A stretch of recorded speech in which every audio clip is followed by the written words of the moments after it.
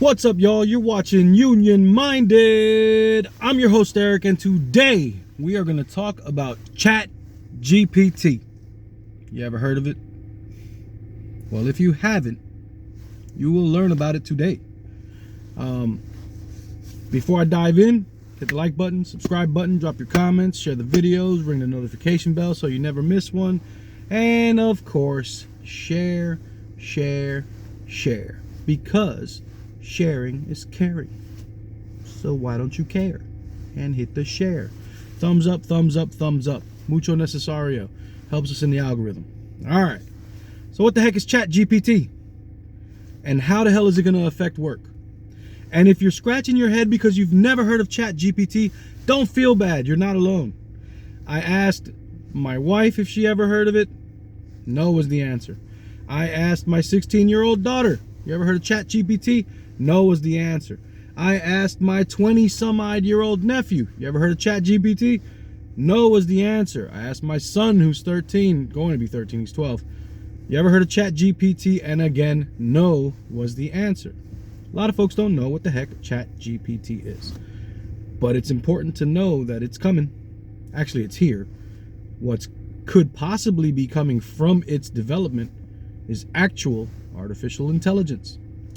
So what's ChatGPT? Well, in the short term, ChatGPT is an application that you can download. It's from OpenAI, I believe is the company. And it's basically a chatbot. And what it does is it answers questions, and it can write complete sentences, and it can write essays, and it's getting more advanced quickly. And it got me to thinking. Boston Dynamics robots are getting more advanced. Every year they put out a new demo, to the point that now they got parkour robots. Go ahead and look it up on YouTube. They do flips and everything, twists, all that good stuff. And if we merge that with ChatGPT type software, where does that leave the human being in the workforce? Let's dive on in. All right. So right now, as it stands, ChatGPT has the potential to affect white collar work. Not necessarily construction, white collar work. ChatGPT is a large language model. In 2010, when this type of application or algorithm was beginning to be programmed and created, it introduced the concept of deep learning. It had a large impact on our world, but it was categorically different dealing with a human and dealing with this type of AI. If you remember, they used to use it, well, they still do, but to automate phone calls, right? And remember, in the early days of phone call automation, it was really irritating dealing with the bot on the other end of the line. That was the early version. In 2020, things got a little different. The foundation models underlying generative artificial intelligence built on top of the deep learning, and the quality was much different and much more advanced. Artificial intelligence became eerily human-like. Larger models become closer to the complexity of the human brain. Did you know that they took an array of different standardized tests, including LSATs, SATs, and all these other types of exams that we give to human beings, and ChatGPT performs as good as humans on standardized tests? ChatGPT 4, which launched this month, March, performs even better. On the LSAT, it scored in the 99th percentile. That's crazy. For a program to score that high on a standardized test is insanity. How did we get here? Moore's Law. You ever heard of Moore's Law? I heard of this a while back reading a techie book. Moore's Law states that the amount of transistors that you can fit onto a computer chip will double every 2 years. And it has actually been happening since the advent of computing. Since the 70s, the amount of transistors that you can put onto a chip has doubled every 2 years. ChatGPT models, the computations that it does, doubles every 6 months. advancing the technology at a way faster clip than Moore's Law. It's trained through a process of self-learning. The system is fed a massive amount of data. The objective for the system or for the program is to predict what the next word in a sentence will be. And based on this type of training, capabilities started to emerge. The large language models, which is what ChatGPT is, began to learn to write sentences and paragraphs and coherent essays. They learned to translate and do logical reasoning, math, and be creative and write code. You can ask ChatGPT to write code for you. That's something that not everybody knows how to do, but with this application, you can do it too. During training, the systems develop a world model that can be applied to a wide array of tasks, including ideation, writing, background research, coding, data analysis, and mathematics. There's two beliefs that are out there about this AI, this system. The one belief says it's all just dumb. We're all reading too much into it.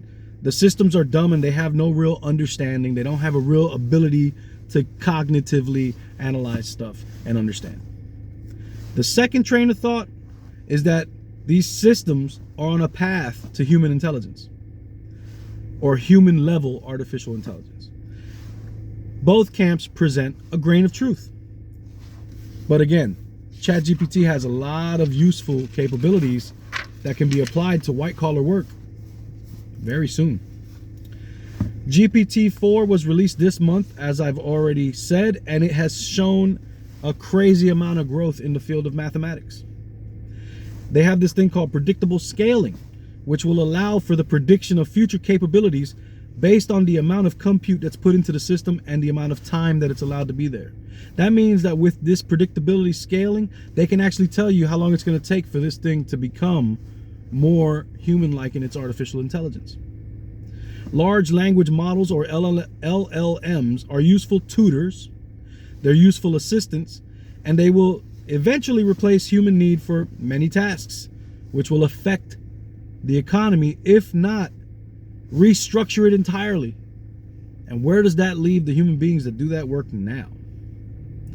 So how does cognitive automation differ from physical automation? Because since the advent of the Industrial Revolution, we have automated a lot of work away. If you just think about automobile production, you used to have hundreds of workers in a factory putting cars together. Ford perfected it with the shoot, what is it called? The line, man, shoot. I'm drawing a blank right now.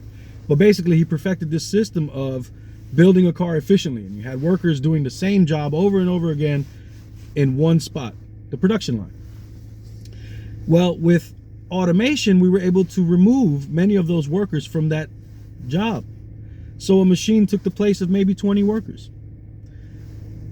And it's affected the economy because now you don't have those people doing that job. Automation has affected the economy in so many different ways. And now hotels, some, have automated machines that clean their toilets.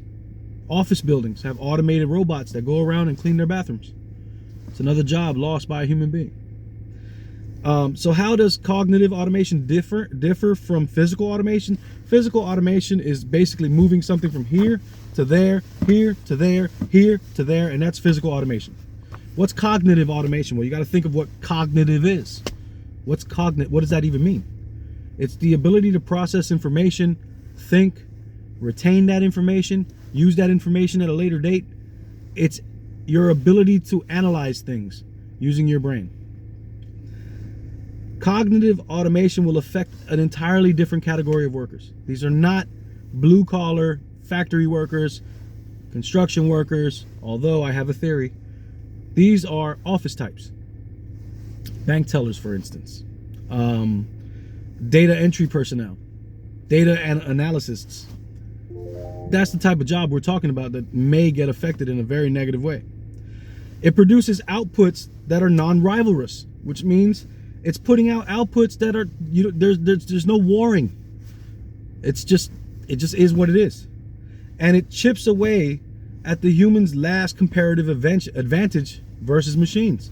Our advantage versus machines is the fact that we can think, we can analyze and interpret, and we can come up with hypotheses, and we can test it, and we can use our brains in this way. Cognitive automation is basically automating thinking. Now, you've all seen Boston Dynamics, the dog robots that are actually in use in New York. These robot dog canines that are being used in New York in the police force. If you've seen the Boston Dynamic videos, you've seen the parkour robots. Now consider, what if cognitive automation was merged with these types of robotics? Now you've eliminated human beings from any real jobs that require physically doing something.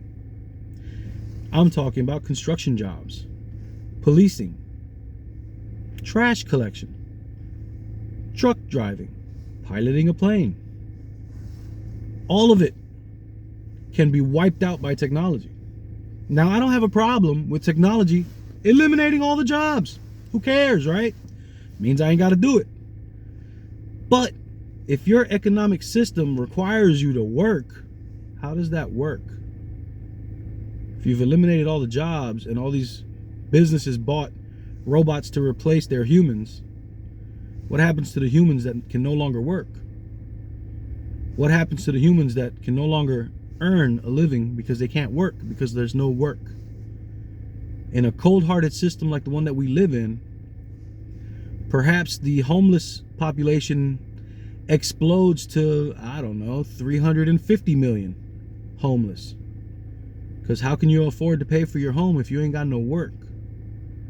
So it's something that we really need to think about. And it sounds a little doomsday, but I didn't expect this level of advancement to happen in my lifetime, and yet here we are.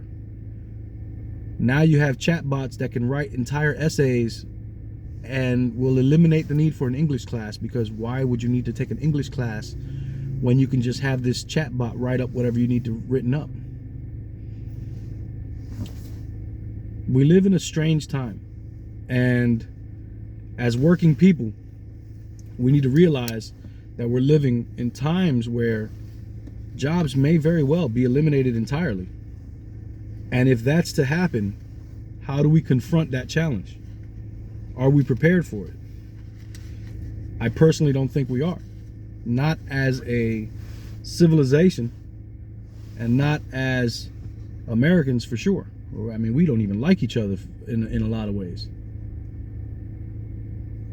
Just something to ruminate about. Think on it. Anyway, my name's Eric. You're watching Union Minded. I hope you found this video informative. Comment whether you think AI will replace human beings in the workforce. Comment what you think the government will do about it. Are we going to have UBI? Are we going to have a resource-based economy where, since we no longer need to work, resources will just be provided? I don't know. Let me know what you think.